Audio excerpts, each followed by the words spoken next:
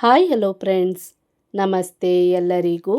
ಇವತ್ತಿನ ವಿಡಿಯೋದಲ್ಲಿ ತುಂಬಾ ಸ್ಪೆಷಲ್ಲಾಗಿ ಕರಿಂಡಿ ಯಾವ ರೀತಿ ಹಾಕೋದು ಅಂತ ಶೇರ್ ಮಾಡ್ತಾ ಇದ್ದೀನಿ.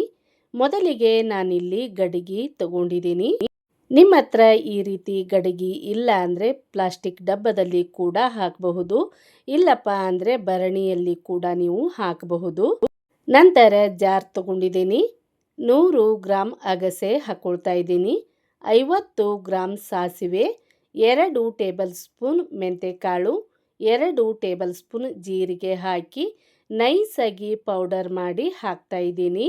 ನಾನು ತಗೊಂಡಿರುವಂಥ ಗಡಿಗೆಗೆ ಡೈರೆಕ್ಟಾಗಿ ಪೌಡರ್ ಹಾಕ್ತಾ ಇದ್ದೀನಿ. ನಂತರ 1 ಕಿಲೋ ಹಸಿಮೆಣಸಿನಕಾಯಿ ತಗೊಂಡಿದ್ದೀನಿ. ಆದಷ್ಟು ನಾವು ಫ್ರೆಶ್ ಆಗಿರುವಂಥ ಹಸಿಮೆಣಸಿನಕಾಯಿ ತಗೋಬೇಕು. ಈ ರೀತಿ ಮುರಿದು ಜಾರ್ಗೆ ಹಾಕ್ಕೊಳ್ತಾ ಇದ್ದೀನಿ. ಹಾಗೆ ಸ್ವಲ್ಪ ನೀರು ಕೂಡ ಹಾಕಿ ತರಿಯಾಗಿ ಗ್ರೈಂಡ್ ಮಾಡ್ಕೋಬೇಕು. ತುಂಬ ನುಣ್ಣಗೆ ಮಾಡಬಾರ್ದು. ತುಂಬ ನುಣ್ಣಗೆ ಮಾಡಿದರೆ ಕರಿಂಡಿ ಅನ್ನೋದು ಅಷ್ಟು ಟೇಸ್ಟ್ ಆಗೋದಿಲ್ಲ. ಹಾಗಾಗಿ ಇಲ್ಲಿ ನೋಡಿ ತೋರಿಸ್ತಾ ಇದ್ದೀನಿ. ಇಷ್ಟು ಆದರೆ ಸಾಕು. ನೀರು ಹಾಕಿ ಗ್ರೈಂಡ್ ಮಾಡ್ಕೊಳ್ಳಿ. ಯಾಕೆ ಅಂದರೆ ಕರಿಂಡಿಗೆ ನಾವು ನೀರು ಹಾಕಲೇಬೇಕು. ನೀರು ಹಾಕೋದ್ರಿಂದ ಕರಿಂಡಿ ಹಾಳಾಗೋದಿಲ್ಲ. ಗ್ರೈಂಡ್ ಮಾಡಿರುವಂಥ ಮೆಣಸಿನಕಾಯಿ ಪೇಸ್ಟನ್ನು ಪುಡಿ ಹಾಕಿರುವಂಥ ಗಡಿಗೆಗೆ ಹಾಕ್ಕೊಳ್ತಾ ಇದ್ದೀನಿ. ಇದೇ ರೀತಿ ಎಲ್ಲ ಮೆಣಸಿನಕಾಯಿಯನ್ನು ಗ್ರೈಂಡ್ ಮಾಡ್ಕೊಂಡಿದ್ದೀನಿ. ಕೊನೆಗೆ ನಾನಿಲ್ಲಿ 10ರಿಂದ 12 ಮೆಣಸಿನಕಾಯಿ ಹಾಕಿ 50 ಗ್ರಾಮ್ ಬೆಳ್ಳುಳ್ಳಿ ಹಾಕಿ ತರಿಯಾಗಿ ಗ್ರೈಂಡ್ ಮಾಡಿ ಹಾಕ್ಕೊಂಡಿದ್ದೀನಿ. ಹಾಗೆ ರುಚಿಗೆ ತಕ್ಕಷ್ಟು ಉಪ್ಪು ಕೂಡ ಹಾಕ್ಕೊಳ್ತಾ ಇದ್ದೀನಿ. ನೋಡಿ, ಉಪ್ಪು ತುಂಬ ಜಾಸ್ತಿ ಹಾಕಬಾರ್ದು, ಕರೆಕ್ಟಾಗಿ ಹಾಕಿ. ನಂತರ 1 ಟೀ ಸ್ಪೂನ್ ಅರಿಶಿಣ ಪುಡಿ ಕೂಡ ಹಾಕಿದ್ದೀನಿ. ಹಾಗೆ 100 ಗ್ರಾಮ್ ಅಡುಗೆ ಎಣ್ಣೆ ಕೂಡ ಹಾಕಿದ್ದೀನಿ.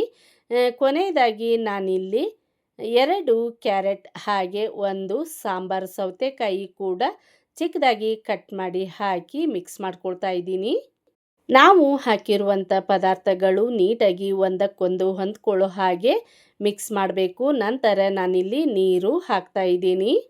ನೀರು ಹಾಕಿದಷ್ಟು ಕರಿಂಡಿ ತುಂಬಾ ಚೆನ್ನಾಗಿ ಕಳ್ತು ರೆಡಿಯಾಗುತ್ತೆ.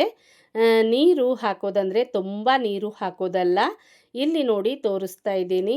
ಇಷ್ಟು ನೀರು ಹಾಕಬೇಕು. ನನಗಿಲ್ಲಿ ಉಪ್ಪು ಕಡಿಮೆ ಅನಿಸಿತ್ತು, ಹಾಗಾಗಿ ಮತ್ತೆ ಉಪ್ಪು ಹಾಕ್ಕೊಳ್ತಾ ಇದ್ದೀನಿ. ಉಪ್ಪು ಹಾಕಿ ನೀಟಾಗಿ ಮಿಕ್ಸ್ ಮಾಡ್ಕೋಬೇಕು. ಫ್ರೆಂಡ್ಸ್, ಈ ರೆಸಿಪಿ ಇದುವರೆಗೂ ಯಾರೆಲ್ಲ ಟ್ರೈ ಮಾಡಿಲ್ವಲ್ಲ, ಒಮ್ಮೆ ಈ ರೆಸಿಪಿ ಟ್ರೈ ಮಾಡಿ.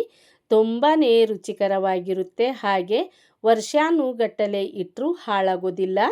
ನಿಮಗೆ ಪರ್ಫೆಕ್ಟಾಗಿ ಕರಿಂಡಿ ಯಾವ ರೀತಿ ಮಾಡೋದು ಅಂತ ಗೊತ್ತಾಗಬೇಕು ಅಂದರೆ ವಿಡಿಯೋ ಸ್ಕಿಪ್ ಮಾಡದೆ ನೋಡಿ. ಹಾಗೆ ಲೈಕ್ ಮಾಡಿ, ಕಮೆಂಟ್ ಮಾಡಿ, ಶೇರ್ ಮಾಡಿ, ಸಬ್ಸ್ಕ್ರೈಬ್ ಆಗಿ. ಕರಿಂಡಿ ರೆಡಿ ಮಾಡಿ ಆದ ನಂತರ ಕೊನೆಯದಾಗಿ ನಾವು ಈ ರೀತಿ ಬಟ್ಟೆ ಕಟ್ಟಿ ಬಿಸಿಲಲ್ಲಿ ಇಡಬೇಕು. ಸುಮಾರು 8 ದಿನಗಳ ಕಾಲ ನಾವು ಬಿಸಿಲಲ್ಲಿ ಇಟ್ಟರೆ ನಮಗೆ ತುಂಬಾ ರುಚಿಕರವಾದಂಥ ಕರಿಂಡಿ ರೆಡಿಯಾಗುತ್ತೆ. ಮಧ್ಯದಲ್ಲಿ ನಾವು ಮಿಕ್ಸ್ ಮಾಡ್ತಾ ಇರಬೇಕು. ಇಲ್ಲಿ ನೋಡಿ ಇವಾಗ ಕಲರ್ ಯಾವ ರೀತಿ ಚೇಂಜ್ ಆಗಿದೆ ಅಂತ. ನೀರು ಕಡಿಮೆಯಾಗಿತ್ತು, ಹಾಗಾಗಿ ಮತ್ತೆ ನೀರು ಹಾಕಿ ಮಿಕ್ಸ್ ಮಾಡಿ ಮತ್ತೆ ನಾನು ಸೇಮ್ ಬಟ್ಟೆ ಕಟ್ಟಿ ಬಿಸಿಲಿಗೆ ಬಿಡ್ತಾ ಇದ್ದೀನಿ.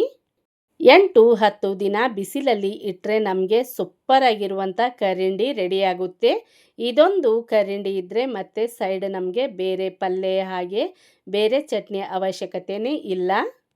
ಉಪ್ಪು ಕೂಡ ಕಡಿಮೆಯಾಗಿತ್ತು, ಹಾಗಾಗಿ ಉಪ್ಪು ಹಾಕಿ ಮಿಕ್ಸ್ ಮಾಡ್ಕೊಳ್ತಾ ಇದ್ದೀನಿ. ಬಿಸಿಲಲ್ಲಿ ಇಟ್ಟು ಹಾಗೆ ಬಿಡಬಾರ್ದು. ಮಧ್ಯದಲ್ಲಿ ನಾವು ಮಿಕ್ಸ್ ಮಾಡ್ತಾ ಇರಬೇಕು. ಅಂದರೆ 2 ದಿನಕ್ಕೊಮ್ಮೆ 3 ದಿನಕ್ಕೊಮ್ಮೆ ನಾವು ನೀಟಾಗಿ ಮಿಕ್ಸ್ ಮಾಡಿ ಮತ್ತೆ ಬಟ್ಟೆ ಕಟ್ಟಿ ಬಿಸಿಲಿಗೆ ಇಡಬೇಕು. ಫ್ರೆಂಡ್ಸ್, ನಿಮಗೂ ಕೂಡ ಕರೆಕ್ಟಾಗಿ ಗೊತ್ತಾಗಲಿ ಅಂತ ನಾನು ಜಾಸ್ತಿ ವಿಡಿಯೋ ಕಟ್ ಮಾಡಿಲ್ಲ, ಹಾಗೆ ಸ್ಪೀಡ್ ಕೂಡ ಮಾಡಿಲ್ಲ. ಆಲ್ಮೋಸ್ಟ್ ನಮಗಿಲ್ಲಿ ಕರಿಂಡಿ ರೆಡಿ ಆಗ್ತಾ ಬಂದಿದೆ. ಇನ್ನು 2 ದಿನ ಇಟ್ಟರೆ ಸಾಕು. ನೋಡಿ, ಪರ್ಫೆಕ್ಟಾಗಿ ಕರಿಂಡಿ ರೆಡಿಯಾಗುತ್ತೆ. ಇವತ್ತಿನ ಈ ವಿಡಿಯೋ ನಿಮ್ಮೆಲ್ಲರಿಗೂ ಇಷ್ಟ ಆಗಿದೆ ಅಂತ ಅಂದ್ಕೊಂಡಿದ್ದೀನಿ. ಶೇರ್ ಮಾಡಿ, ಲೈಕ್ ಮಾಡಿ, ಕಮೆಂಟ್ ಮಾಡಿ, ಸಬ್ಸ್ಕ್ರೈಬ್ ಆಗಿ. ವಿಡಿಯೋ ನೋಡಿದ ಎಲ್ಲರಿಗೂ ಧನ್ಯವಾದಗಳು.